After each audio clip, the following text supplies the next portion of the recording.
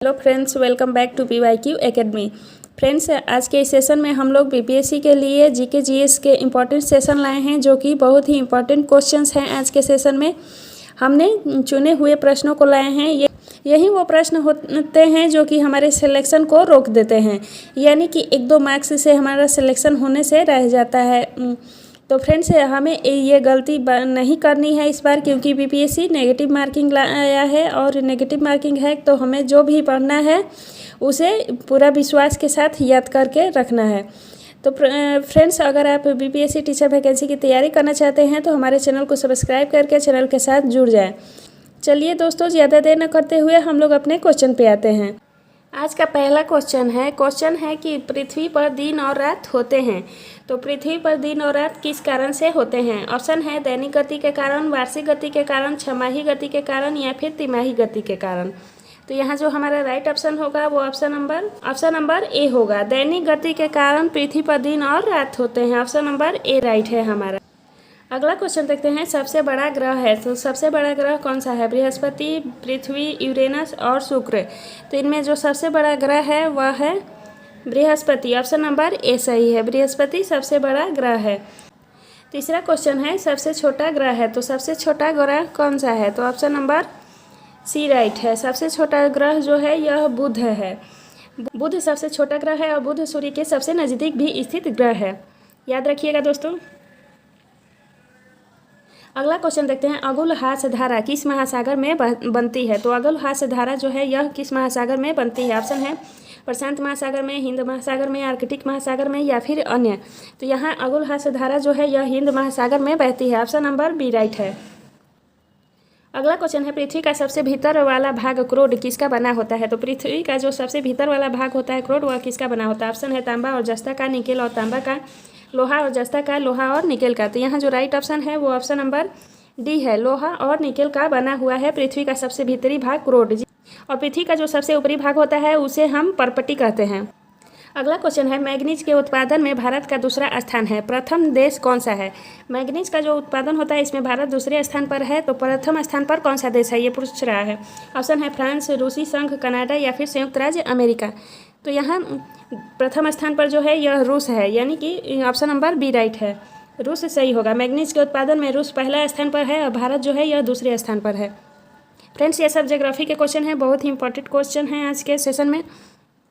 अगर आप सभी को हमारा ये सेशन पसंद आ रहे होंगे तो इसे अपने दोस्तों में भी अधिक से अधिक शेयर करें, वीडियो को लाइक भी करें। अगला क्वेश्चन देखते हैं। क्वेश्चन है निम्नलिखित में से कौन सा देश कोयले का सबसे बड़ा उत्पादक है? तो कोयले का सबसे बड़ा उत्पादक देश कौन सा है? ऑप्शन है ब्राज़ील, भारत, अमेरिका और चीन। तो यहाँ कोयले का सबसे बड़ा उत्पादक राज्य जो है यह अमेरिका है। ऑप्शन नंबर सी राइट है। अगला क्वेश्चन देखते हैं। इनमें से किसको जापान का मैनचेस्टर कहा जाता है? तो जापान का मैनचेस्टर किसे कहा जाता है? ओसाका को, टोक्यो को, नागासाकी को या फिर योकोहामा को। तो यहाँ जापान का मैनचेस्टर जो है यह ओसाका को कहा जाता है। ऑप्शन नंबर ए राइट है। अगला क्वेश्चन स्वतंत्रता संघर्ष से जुड़ा हुआ है फ्रेंड्स, जो कि पीपीएससी के एग्जाम में ये टॉपिक दे रखा है सिलेबस में इसे। तो क्वेश्चन है भारत के स्वतंत्रता संघर्ष के दौरान डेक्कन एजुकेशन सोसाइटी नामक संस्था की स्थापना किसने की थी? भारतीय स्वतंत्रता संघर्ष के दौरान डेक्कन एजुकेशनल सोसाइटी की स्थापना किसने की थी? ऑप्शन है जवाहरलाल नेहरू, रविन्द्रनाथ टैगोर, बाल गंगाधर तिलक और बमेश चंद्र बनर्जी। तो यहाँ जो राइट ऑप्शन होगा वो ऑप्शन नंबर सी होगा। बाल गंगाधर तिलक ने डेक्कन एजुकेशन सोसाइटी की स्थापना की थी, ये याद रखिएगा दोस्तों। बाल गंगाधर तिलक ने डेक्कन एजुकेशन सोसाइटी की स्थापना की थी। अगला क्वेश्चन है 1857 के गदर के समय भारत का गवर्नर जनरल कौन था? तो 1857 के गदर यानी कि 1857 की जो क्रांति हुई थी उसके समय भारत का गवर्नर जनरल कौन था? ऑप्शन है Lord Canning, Neil Armstrong, John Mathai या फिर अन्य।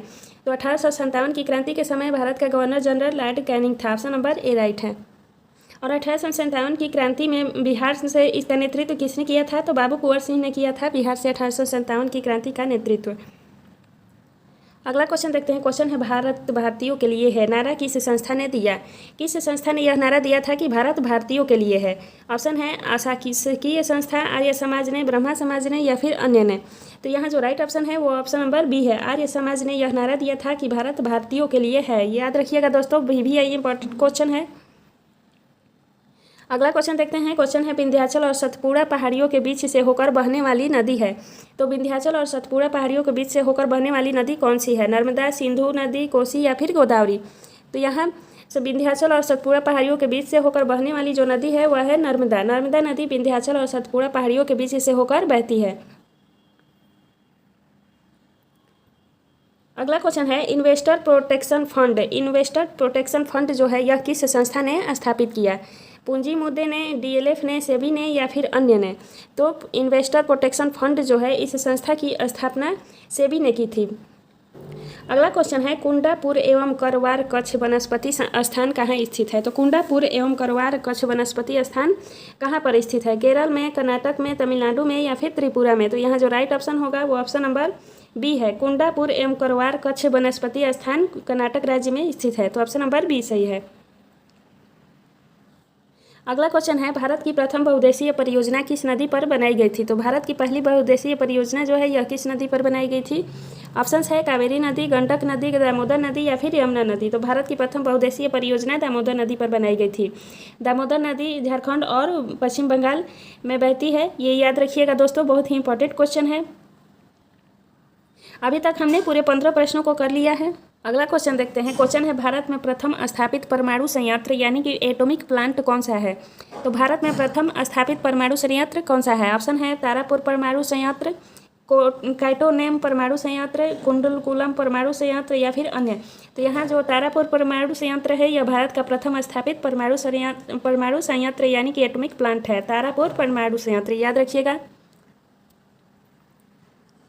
नेक्स्ट क्वेश्चन है यूनाइटेड किंगडम यूके में शामिल है। यूनाइटेड किंगडम यानी कि यूके में कौन कौन से शामिल है? ऑप्शंस है इंग्लैंड तथा उत्तरी आयरलैंड तथा वेल्स, स्कॉटलैंड तथा वेल्स या फिर ऑप्शन ए और डी दोनों सही है। तो यहाँ जो राइट ऑप्शन है वो ऑप्शन नंबर ए और डी दोनों सही है, यानी कि यूनाइटेड किंगडम के अंतर्गत इंग्लैंड और उत्तरी आयरलैंड भी शामिल है और स्कॉटलैंड तथा वेल्स भी शामिल है।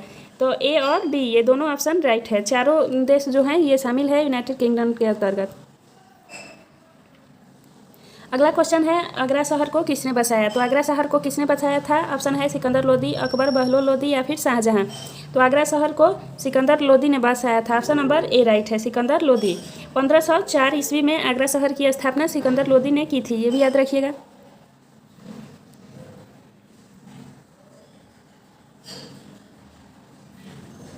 अगला क्वेश्चन देखते हैं राष्ट्रीय प्रतीक के निचले भाग में उत्कीर्णित शब्द सत्यमेव जयते किस संदर्भ से लिए गए हैं? तो यहाँ पूछ रहा है कि सत्यमेव जयते जो शब्द है यह भारतीय राष्ट्रीय प्रतीक है। इसका निचला भाग जो सत्यमेव जयते लिखा होता है किससे लिया गया है? ऑप्शन है पुराण से, जातक से, मुंडकोपनिषद से या फिर महाभारत से। तो यहाँ सत्यमेव जयते शब्द जो है यह मुंडकोपनिषद से लिया गया है। ऑप्शन नंबर सी राइट है। ये क्वेश्चन बार बार एग्जाम्स में आते हैं दोस्तों, इसलिए याद रखिएगा। भारत का राष्ट्रीय पशु कौन सा है ये आप कमेंट सेक्शन में जरूर बताइएगा दोस्तों।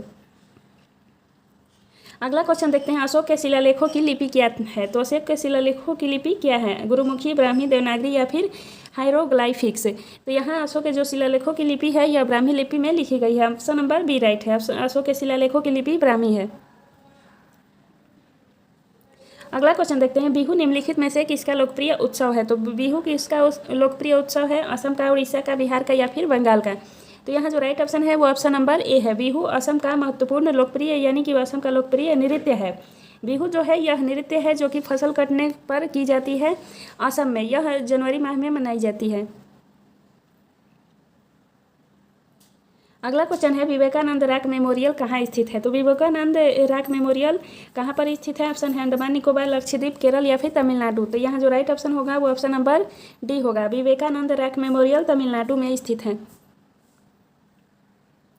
नेक्स्ट क्वेश्चन देखते हैं महात्मा गांधी को राष्ट्रपिता के रूप में उल्लेख सबसे पहले किसने किया था? यानी कि महात्मा गांधी को राष्ट्रपिता किसने कहा था सर्वप्रथम? ऑप्शंस है सुभाष चंद्र बोस, जवाहरलाल नेहरू, वल्लभ भाई पटेल या फिर इनमें से कोई नहीं। तो यहाँ जो राइट ऑप्शन होगा ऑप्शन नंबर ए है। सुभाष चंद्र बोस ने महात्मा गांधी को सर्वप्रथम राष्ट्रपिता कहकर संबोधित किया था। दिल्ली चलो का नारा किसने दिया था ये भी याद रखिएगा दोस्तों। दिल्ली चलो का नारा सुभाष चंद्र बोस ने ही दिया था और मरो का नारा महात्मा गांधी से जुड़ा हुआ है। अगला क्वेश्चन है प्रथम गोलमेज सम्मेलन कहाँ हुआ था? नई दिल्ली में, लंदन में, बम्बई में या फिर इनमें से कोई नहीं। तो प्रथम गोलमेज सम्मेलन जो है यह लंदन में हुआ था। फ्रेंड्स ये भी बताइएगा कि प्रथम गोलमेज सम्मेलन के समय भारत का वायसराय कौन था? तो याद रखिएगा प्रथम गोलमेज सम्मेलन जो हुआ था उस समय भारत का वायसराय लॉर्ड इरविन था। अगला क्वेश्चन है देश का लौह पुरुष किसे कहा जाता है। तो देश का लौह पुरुष किसे कहा जाता है। ऑप्शन है सरदार पटेल को, जवाहरलाल नेहरू को, महात्मा गांधी को या फिर लोकमान्य तिलक को। तो यहाँ जो राइट ऑप्शन है वो ऑप्शन नंबर ए है। सरदार पटेल को लौह पुरुष के नाम से जानते हैं। सरदार वल्लभ भाई पटेल के जयंती के दिन हम लोग किस दिवस के रूप में मनाते हैं। तो एकता दिवस। एकता दिवस के रूप में सरदार पटेल की जयंती को मनाते हैं, एकता दिवस। जवाहरलाल नेहरू का जन्म दिवस कब है। तो 14 नवंबर। इस दिन हम लोग बाल दिवस के रूप में मनाते हैं। महात्मा गांधी जयंती कब होती है। तो 2 अक्टूबर को होती है। और लोकमान्य तिलक, इन्हें लोकमान्य की उपाधि दी गई थी। बाल गंगाधर तिलक इनका पूरा नाम है। अगला क्वेश्चन देखते हैं, महात्मा गांधी को अर्धनंगा फकीर किसने कहा। तो महात्मा गांधी को अर्धनंगा फकीर किसने कहा था। ऑप्शन है हिटलर, जिन्ना, चर्चिल या फिर माउंटबेटन। तो महात्मा गांधी को अर्धनंगा फकीर चर्चिल ने कहा था। ऑप्शन नंबर सी राइट है। चर्चिल ने महात्मा गांधी को अर्धनंगा फकीर कहा था। नेक्स्ट क्वेश्चन देखते हैं, महात्मा गांधी निम्नलिखित में से किससे अधिक प्रभावित थे।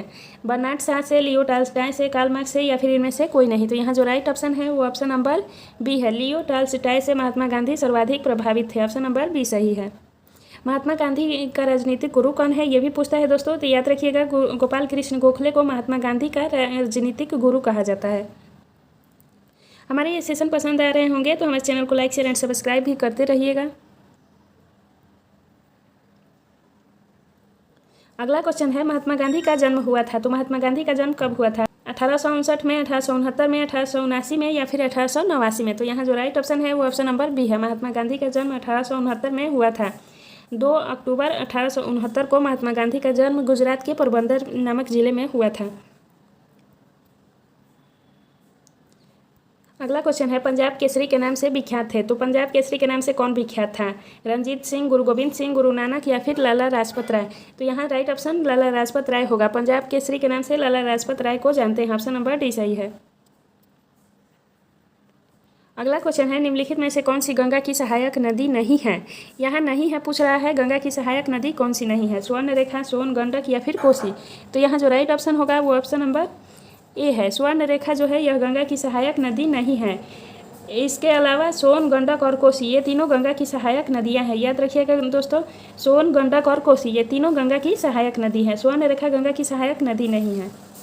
तो आज के सेशन कैसा लगा दोस्तों, आप लोग बताइएगा। पूरे 30 प्रश्नों को आज हमने सॉल्व कराया है। नेक्स्ट वीडियो में आगे के प्रश्नों को भी सॉल्व कराएंगे। मिलते हैं नेक्स्ट वीडियो में नेक्स्ट टॉपिक के साथ। तब तक के लिए धन्यवाद।